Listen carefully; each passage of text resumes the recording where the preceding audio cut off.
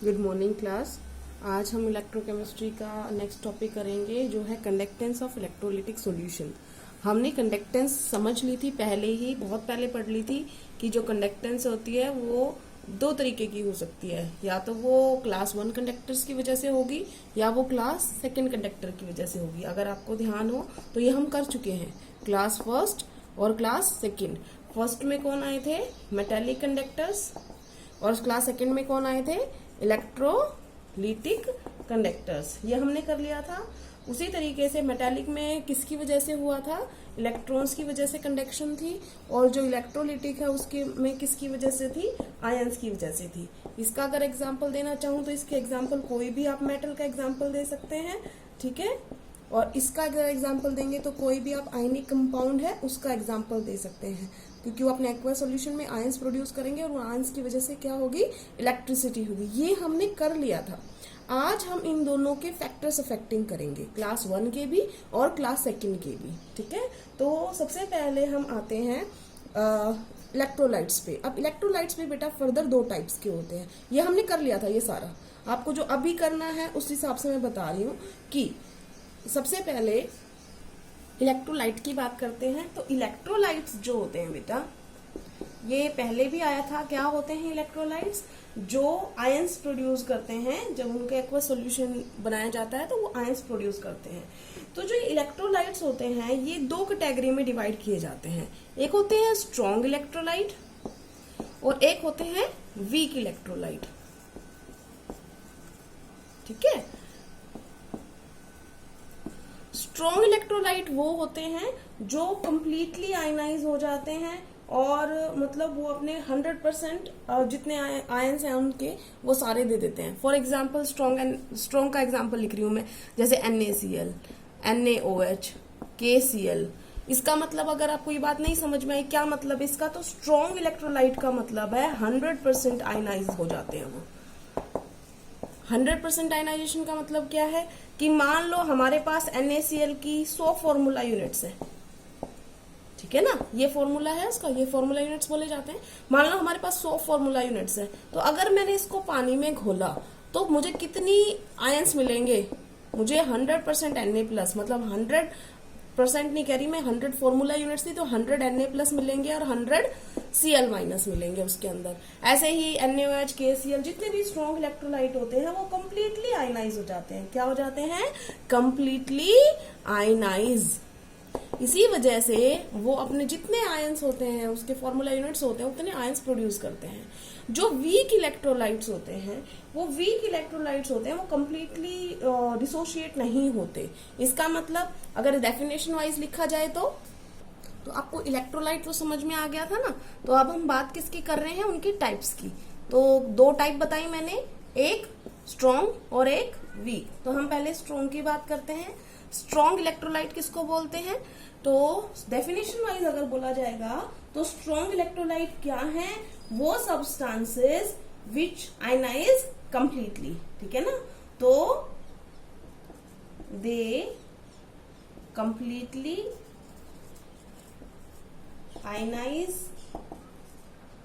In their aqueous solution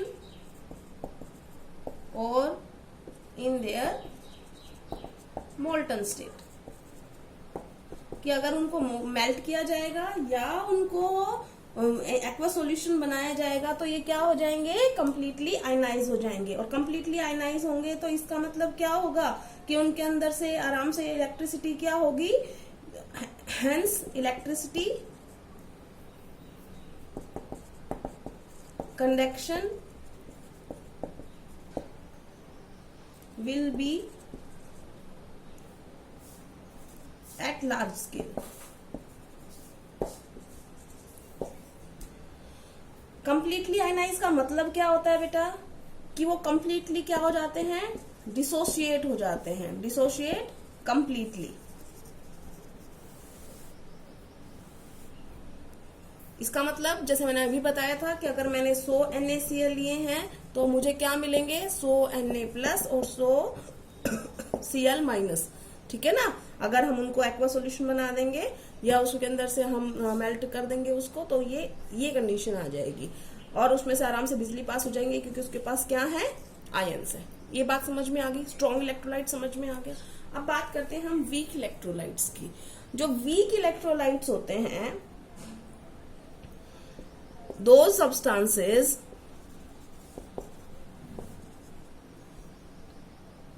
which do not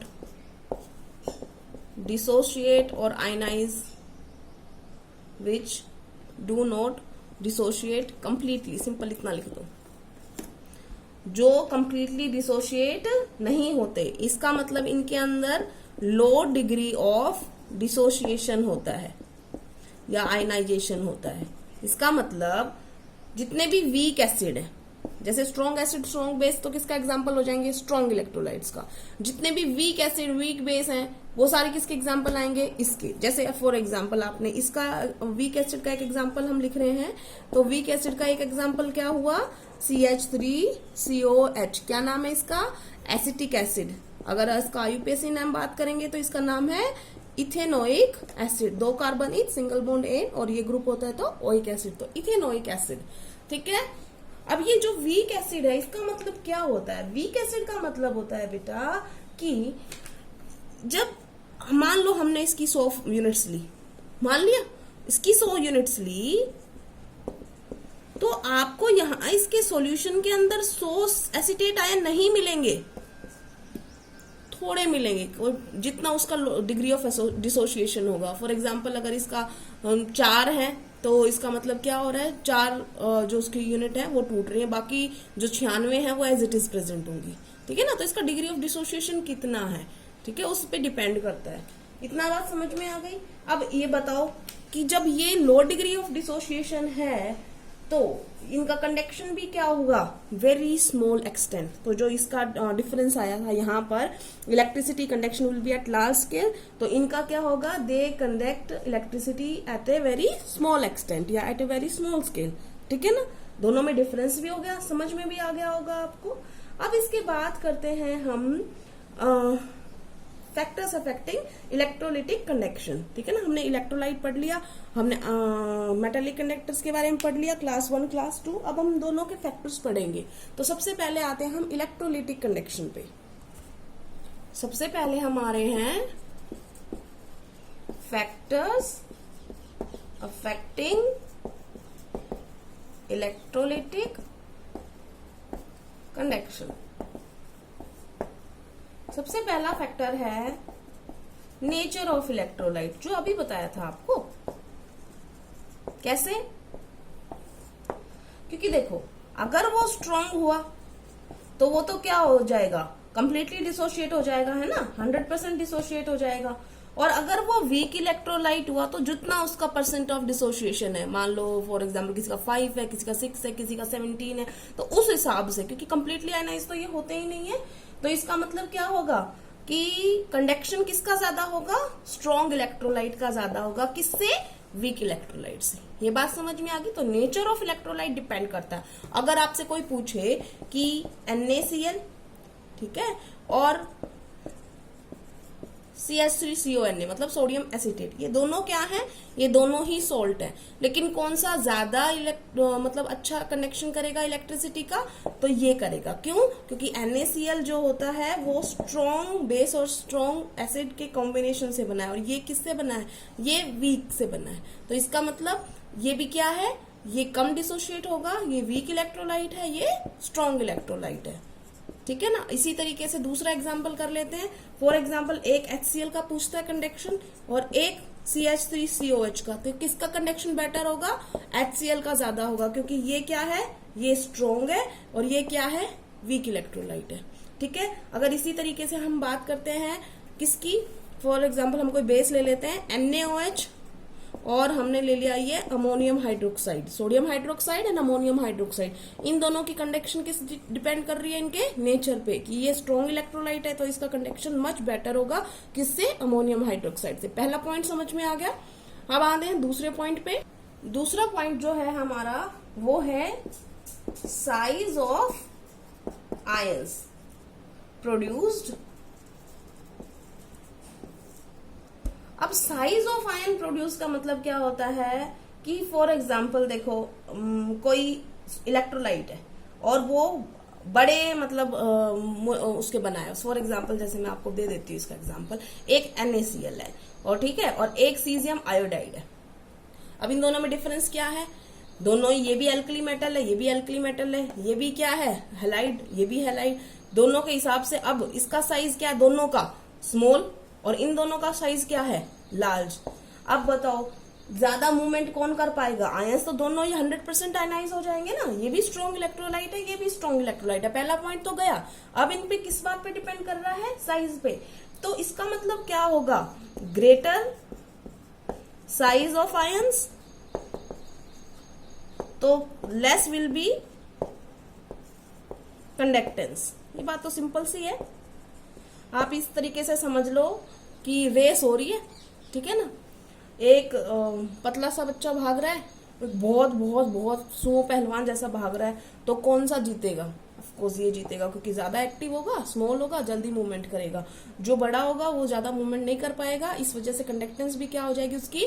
कम हो जाएगी। तो greater the size will be, less will B it's conductance. ठीक है, समझ में आ गया? या आप सिंपल लिख सकते हो, size inversely proportional to conductance. इसका मतलब साइज बड़ा तो कंडक्टेंस क्या हो जाएगी? कम हो जाएगी। साइज छोटा तो कंडक्टेंस क्या हो जाएगी? बड़ी हो जाएगी, मतलब ज्यादा हो जाएगी। ठीक है, इनवर्सली प्रोपोर्शनल है। अब आते हैं हम तीसरे पॉइंट पे। ठीक है, तीसरा पॉइंट क्या है? तीसरा पॉइंट है नेचर ऑफ सॉल्वेंट। देखो, नेचर पे भी डिपेंड करता है। सॉल्वेंट मतलब हमने वाटर लिया है, मतलब एक्वस सॉल्यूशन बनाया था या नॉन एक्वस सॉल्यूशन बनाया था, इस बात पे भी डिपेंड करता है। ठीक है ना। तो अब देखो, फॉर एग्जांपल हमने पानी में NaCl को घोला है, तो कंडक्टेंस तो बहुत ज्यादा होगा। ठीक है, क्यों? क्योंकि ये भी पोलर है और ये भी पोलर है। लेकिन अगर आप नमक को ऑयल के अंदर रख दो तो अब क्या होगा? नहीं होगा। क्यों? क्योंकि इसके अंदर ये नहीं हो पा रहा, आयनाइजेशन इसका नहीं हो पा रहा। इसका मतलब सॉल्वेंट पर भी डिपेंड करता है कि सॉल्वेंट कौन सा है। ठीक है, तो इसका मतलब क्या हुआ? जो आयनाइज कौन हो ज्यादा होते हैं, जो ज्यादा पोलर कंपाउंड होंगे वो पोलर में होंगे, तो उनकी आयनाइजेशन क्या होगी? ज्यादा होगी। ठीक है, इतना समझ में आ गया। नेचर में हम दूसरा भी कर सकते हैं, चौथा पॉइंट कर लेते हैं हम, viscosity of solvent. Viscosity of solvent, VISCOSITY। Viscosity of solvent का मतलब क्या होता है? विस्कोसिटी का मतलब होता है बेटा गाढ़ापन। अब आप मेरे को सोच के बताओ कि आयंस को करना है मूव, और एक तो सिंपल एग्जांपल दे रही हूँ, आप नॉर्मल, आपको चलने के लिए बोल दिया या आपको कोई काम करने के लिए बोल दिया, एक तो पानी में चलना है और एक शहद में चलना है। कौन से वाले में आप अच्छी तरीके से चल पाओगे? पानी में, क्योंकि जो शहद होता है वो ज्यादा गाढ़ा होता है। ठीक है ना, तो वो ज्यादा रेजिस्टेंस प्रोवाइड करेगा। इसका मतलब क्या होगा?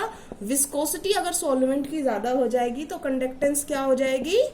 कम हो जाएगी। ठीक है ना, तो ये भी दोनों एक तरह के क्या हो गए? Inversely proportional. कि अगर विस्कोसिटी किसी सॉल्वेंट की ज्यादा है तो वहां पर वो आयंस जो होंगे उनकी वजह से कंडक्टेंस क्या हो जाएगी? ऑटोमेटिकली कम हो जाएगी। ये आप नेचर में भी लिख सकते हो, अलग से पॉइंट भी बना सकते हो। अगले पे आते हैं हम, फिफ्थ पॉइंट पे,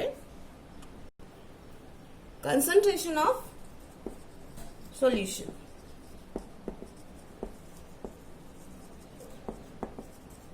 कंसंट्रेशन पे भी डिपेंड करता है। इसका मतलब क्या होगा? देखो, सीधी सी बात है, ज्यादा कंसंट्रेशन होगी तो एक तरीके से ज्यादा भीड़ भाड़ होगी, ज्यादा भीड़ भाड़ होगी तो कंडक्टेंस ऑटोमेटिकली क्या हो जाएगी? डिक्रीज हो जाएगी। इसका मतलब देखो, हायर द कंसंट्रेशन,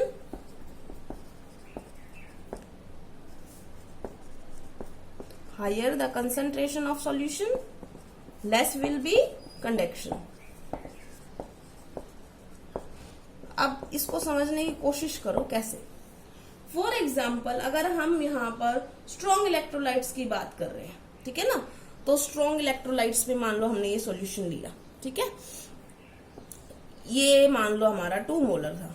ठीक है, और फिर हमने एक बड़े बर्तन में इस 2 मोलर को डाला और पानी डाल दिया। अब क्या कर दिया हमने, इसको डाइल्यूट कर दिया। अब ये क्या बन गया, 1 मोलर बन गया। अब आपसे कोई मान लो पूछता है कि किस में कंडक्टेंस ज्यादा होगा, तो एक बात बताओ, पहले आयंस ऐसे थे,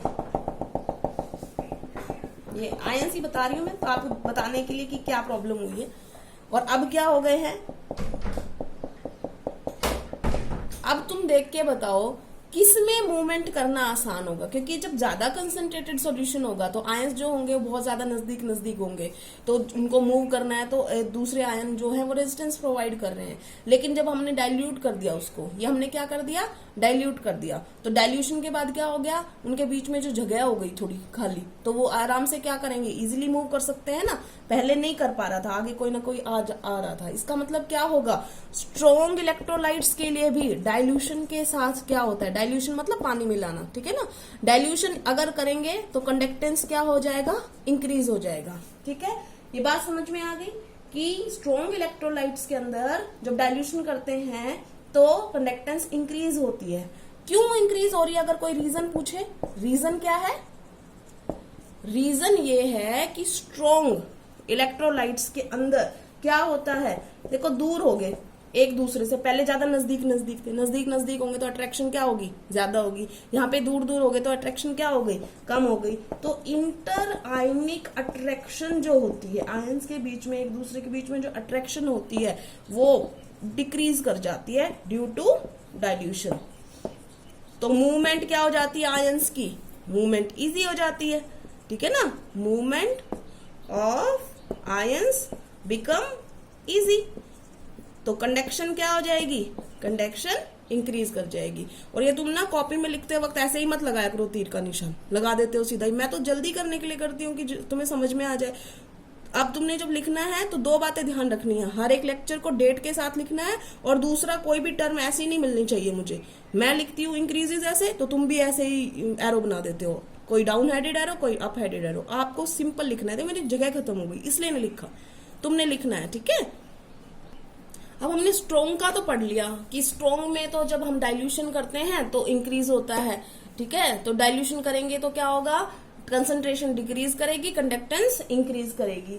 अब बात कर रहे हैं हम किसकी, वीक इलेक्ट्रोलाइट की, ठीक है ना। वीक इलेक्ट्रोलाइट के अंदर क्या होता है, उसमें भी डाइल्यूशन से क्या होता है, डाइल्यूशन की वजह से कंडक्टेंस जो होती है वो क्या होती है, इंक्रीज होती है। बट इसका रीजन अलग है, उसका रीजन अलग था, इसका रीजन अलग है। क्यों रीजन अलग है, क्योंकि जो वीक इलेक्ट्रोलाइट होते हैं ना बेटा, उनकी आयनाइजेशन जो होती है, जैसे जैसे आप उनके अंदर पानी डालते जाओगे ना, अब आप आगे पढ़ोगे, अभी नहीं आया है ये, जब आप आगे पढ़ोगे तो उसमें पता चलेगा आपको कि जैसे जैसे वीक इलेक्ट्रोलाइट के अंदर जितना ज्यादा पानी डाला जाता है, उनका जो डिसोसिएशन है वो बढ़ता जाता है।